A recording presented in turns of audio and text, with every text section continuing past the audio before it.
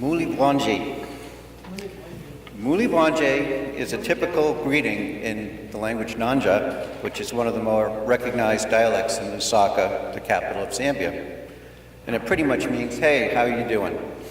And the response to Mulibwanji would be, Nili bueno. Nili bueno. So, Mulibwanji. All right. Okay, so that pretty much ends my Zambian language skills. It's a good thing that English is the official language of the country, so we're able to communicate pretty well with the folks that we go and visit. Pilgrim Church is partnered with Communities Without Borders, as are some other churches in Lexington, such as First Baptist and First Parish, as well as some other churches in the community, Union Church in Walden, and First Universalist Society of Newton. Under CWB sponsorship, Communities Without Borders, we travel to Zambia with our mission being to educate AIDS orphans and other vulnerable children in order to nourish a hope for a better future for them, society, and the world by working with the communities at the grassroots level. The assistance we offer is not a giveaway. We ask our Zambian communities to buy into our assistance by providing their local leadership and contributions of resources to continue these programs once we've started. What I'd like to share with you today are some of the activities from the trip Ruth and I participated in this last summer. Pilgrim Church supports two communities. One is Gombe, and the other is Mandevu. The Mandevu community was the first time we had a chance to visit them, so we're still learning what their needs are. But first, let me focus on Gombe. 4 years ago, there was no school building. Classes were held outside behind Agnes's house. Agnes is one of the community leaders in Gombe. Generous donation from a church in West Virginia allowed the Zambian organization SWAS, and that's who CWB works with in country, to buy a building and turn it into a family support center with a preschool in it. 2 years ago, First Parish and Pilgrim sought funding to build a security wall around the schoolyard because it is on a busy traveled road where trucks go up and down, and the schoolyard wasn't flat, so we wanted that flattened out also. We also wanted to add a second latrine and add an additional classroom and a storage room to the family support house. I'm happy to report that this work is complete, and there were sufficient funds left over from that to purchase desks for the new classroom. Nina, the teacher we've been supporting over the past 4 years, has completed her certificate training and continues to go to school to receive her diploma. She is committed to staying in the Gombe school, even though her credentials she could teach in a government school at a higher pay. She feels the school is hers, so much so that when the wall was erected, she put plants and flowers along the inside of the wall to brighten up the schoolyard. Ruth, Lucia, and I provided funding to support health screenings for the children again this past summer. The screenings include physical exams, vision screening, deworming, immunizations, and referrals for children with special problems.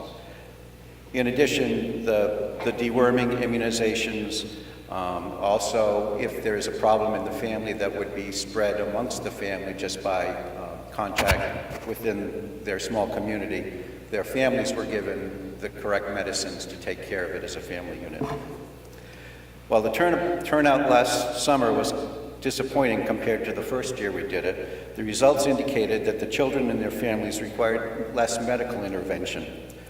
We also provided school supplies, namely books, paper, pens, consumable items for both of the classrooms in school, and purchased a new bookshelf for the new classroom because it didn't have one.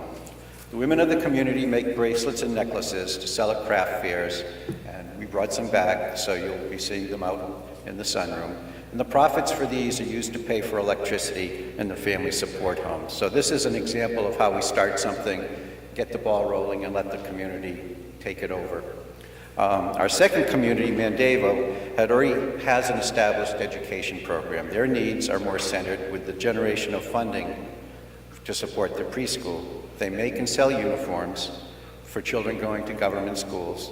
They have a garden which provides food for their school, as well as funds through the sale of vegetables. We brought, again, we brought consumables, school supplies, and books, and we were able to teach there one morning.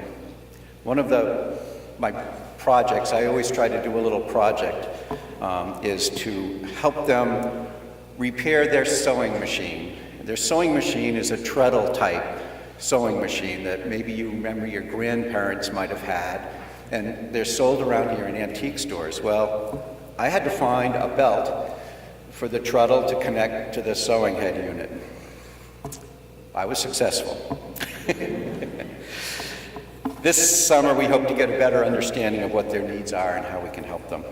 One of the more disturbing news items that I wish to share is the fact that at the preschool level, the feeding program has not been funded by the government for most of this past year. 2 years ago, when we were teaching, the children were receiving 3 to 5 lunches a week over the school year, and that is probably the largest meal they'll eat in a day is what is provided for them. This past year, government cutbacks in the March-April timeframe caused a cessation of the lunch program. During this past 6 months or so, there were elections in Zambia, and what they were doing was diverting the money from people that were poor to public works tasks so that they would drum up support for their campaign. As a group, we chose to forego some of our fun activities that we had planned in order to use the money to buy a typical lunch, and that's mealy meal, which they make shimi with. It's kind of like a corn pone. Cabbage, carpenta, salt, oil, and beans. With limited room in the van, we purchased what we could fit in the van. One 25-kilo bag of mealy meal, one 10-kilogram bag of salt, 3 heads of cabbage, 1 kilogram of carpenta, and 3 liters of oil, and 1 kilogram of beans for each of the 6 schools. And that amount of food for one school would feed the children from anywhere to 3 to 5 lunches, depending on how many children are in the school. So now that the elections are over, we're hoping to see this important program reinstated. Though CWB does not provide specifically for a feeding program as part of their support, partner organizations can specifically provide funding for this through CWB. You remember we've been selling dolls to be donated to orphans. We brought over 100 dolls to an offering, or to the orphanage in Kasisi. And the Minuteman had an article about this project that's continuing to grow under Ruth's leadership. We have pictures from that activity in the sunroom. This summer we hope to provide enough dolls so that every child at Kasisi will get a doll, which is probably anywhere from 200 to 225, I think. And that's probably the only toy that they personally own is what we give them. Finally, I'd like to ask Dex to stand for a second. Dex, could you stand for a second?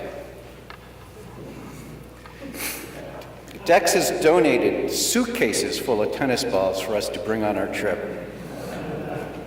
We supplied tennis balls to all the schools that we visited this year: Garden, Mandavu, Mutenderi, Gombe, and Chihuahua. At Gombe, each child was presented with a tennis ball, and we had a great time playing Simon Says, especially when I said, Simon Says, throw the ball up and catch it. And I was the only one who caught it.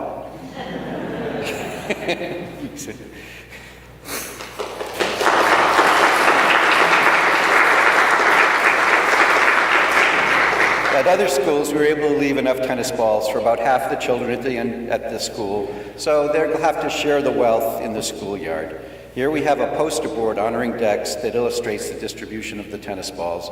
We'll have it in the sunroom during coffee hour. And I also have a photo album to give to Dex so that he can enjoy the smiles his contribution brings to the children. In closing, I'd like to thank you, the donors, the Mission Committee, Equipping the Saints Fund, for your continued support. This summer, we are welcoming the addition of Lisa and Douglas McElrath and Lauren to our list of travelers. If you're interested in more information or wish to participate in the trip this summer or any of the future trips, contact me or Ruth after the service and we can give you the details of that. Thank you.